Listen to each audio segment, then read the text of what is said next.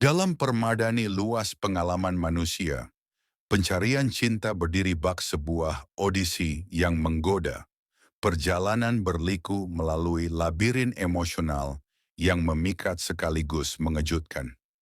Siapa di antara kita yang belum merasakan daya tarik janji cinta yang menyapu dengan deras, terutama di era digital yang menyempurnakan segala dinamika pencarian ini? Perjalanan ini dihiasi oleh harapan, namun tak jarang dibayangi kekecewaan yang datang silih berganti, layaknya ombak yang membentuk garis pantai kehidupan kita. Di tengah hiruk-pikuk patah hati dan momen ketika cinta menghilang seakan butiran pasir di sela jari-jari, kita diajak untuk mempertimbangkan jalan lain, jalan yang lebih jarang ditempuh. Sebuah jalan di mana cinta tidak dicari di dunia luar, melainkan ditemukan melalui perjalanan batin yang perlahan, melalui lensa stoikisme.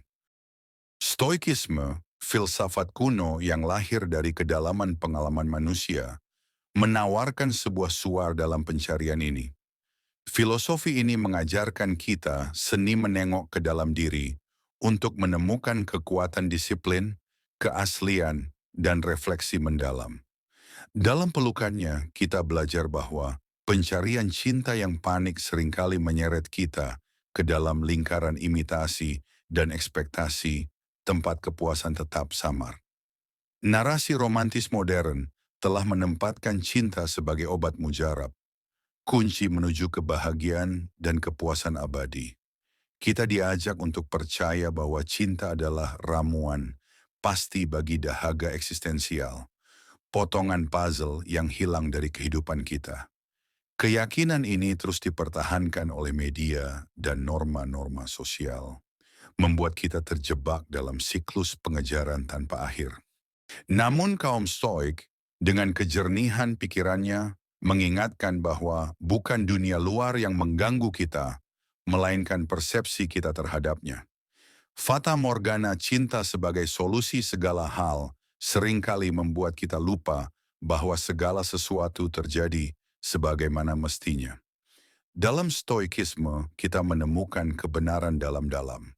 Cinta memang bagian penting dari jalinan kehidupan, namun bukanlah penentu akhir takdir kita.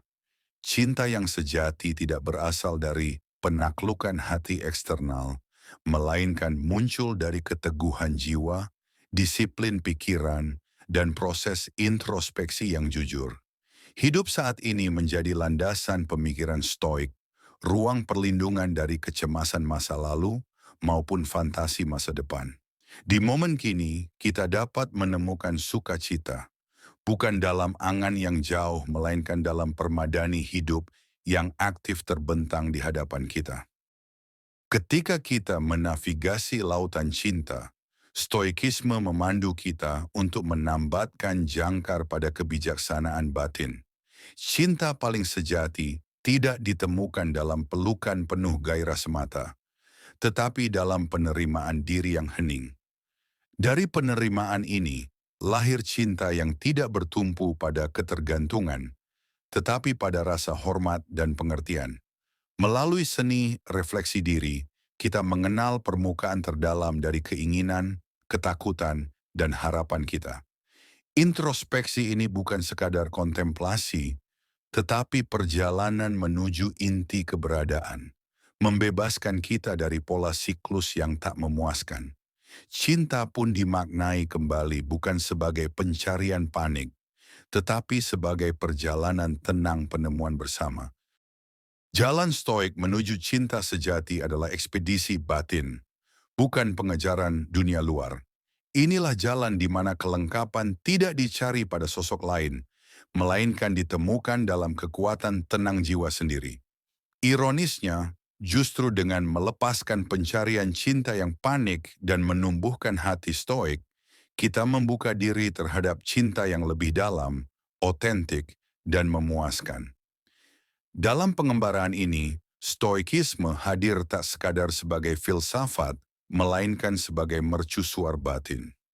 Ia mengingatkan bahwa hidup begitu singkat dan kekayaan sejati ada pada mereka yang puas dengan apa yang mereka miliki, Pencarian cinta yang intens dan dorongan mencari validasi eksternal seringkali menjauhkan kita dari ketenangan, menjerat kita dalam siklus cita-cita tak terjangkau.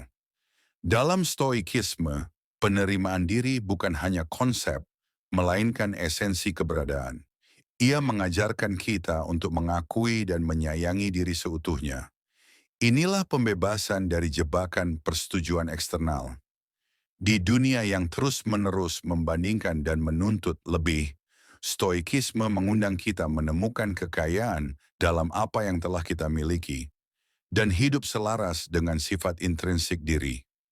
Penerimaan diri bukan menolak pertumbuhan, melainkan menjadi fondasi tempat pertumbuhan sejati dapat berkembang.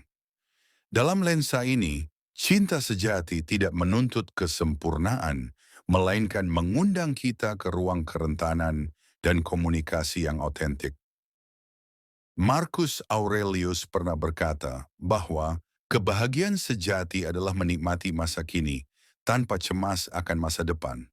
Ajaran ini menegaskan bahwa cinta sejati berjalan seiring dengan kemandirian emosional.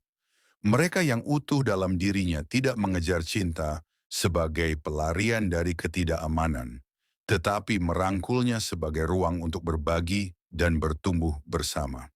Seneca juga mengingatkan bahwa pikiran yang bebas adalah pikiran yang menguasai dirinya sendiri. Dalam stoikisme, kemandirian bukan sekadar sifat, melainkan simbol kekuatan dan penguasaan diri. Meditasi dan perhatian penuh menjadi dua pilar penting untuk menjaga kemandirian ini. Keduanya membantu kita mengamati pikiran dan emosi tanpa terbawa arusnya. Marcus Aurelius menekankan bahwa pengendalian diri dicapai melalui perhatian penuh, disiplin untuk mengenali dan memilih respon yang tepat, bukannya bertindak secara impulsif. Dengan mempraktikkan keduanya, pencarian cinta tidak lagi menjadi usaha untuk mengisi kekosongan, melainkan upaya menemukan pasangan yang menghargai dan memperkuat kemandirian kita. Komunikasi pun, dalam perspektif stoik, menjadi seni yang menekankan mendengarkan lebih daripada berbicara, mencari pemahaman lebih daripada membenarkan diri. Seperti pesan Epikurus, kita diberi dua telinga dan satu mulut agar lebih banyak mendengar. Dalam perjalanan stoik menuju cinta, kesabaran menjadi kebajikan yang sangat berharga. Cinta sejati tidak dapat dipaksa, tapi tumbuh seiring waktu.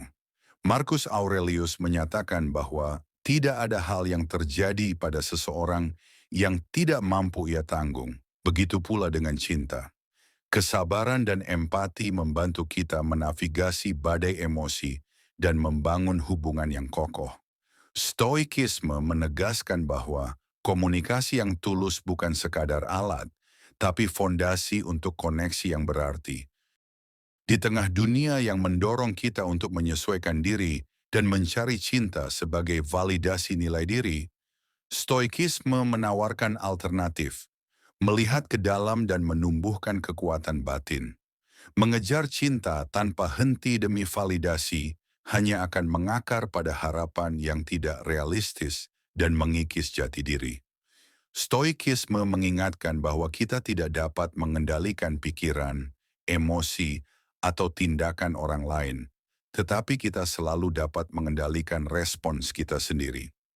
Memilih jalan stoik berarti mengutamakan keaslian, membangun hubungan atas dasar saling menghormati, dan menemukan cinta yang berasal dari dalam diri.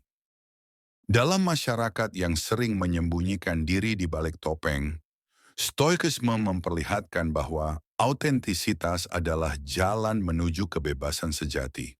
Sesuai kata Seneca, tidak ada orang yang benar-benar bebas jika ia tidak menguasai dirinya sendiri. Keaslian menarik orang-orang yang menghargai kita sebagaimana adanya dan memberi kita ketangguhan menghadapi tantangan hidup. Introspeksi menjadi kompas untuk memahami pola reaksi emosional, memperdalam kesadaran akan nilai-nilai pribadi, serta menumbuhkan rasa syukur. Dengan memelihara pengetahuan diri, kita membangun hubungan yang selaras dengan esensi sejati diri kita.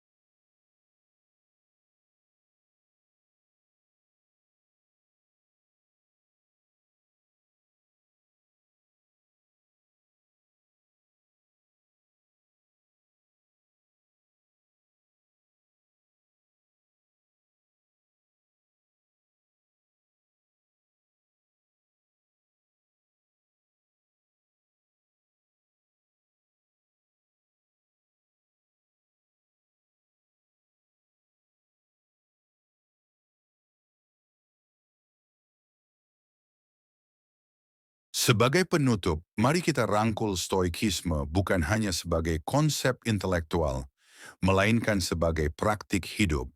Biarkan ia membimbing kita menemukan sumber cinta di dalam hati, sehingga kita dapat membangun hubungan yang dilandasi keaslian, diperkaya pemahaman, dan disinari kebijaksanaan.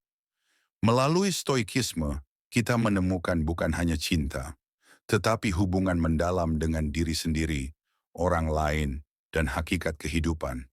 Terima kasih telah meluangkan waktu menyimak perjalanan filosofis ini. Jika penelusuran stoik ini memperkaya pemahaman atau mendukung pertumbuhan pribadi Anda, mohon sukai video ini agar lebih banyak orang dapat menemukan ajaran-ajaran ini. Jangan lupa berlangganan saluran kami untuk menggali lebih dalam dunia stoikisme. Kehadiran Anda sangat berarti bagi komunitas ini.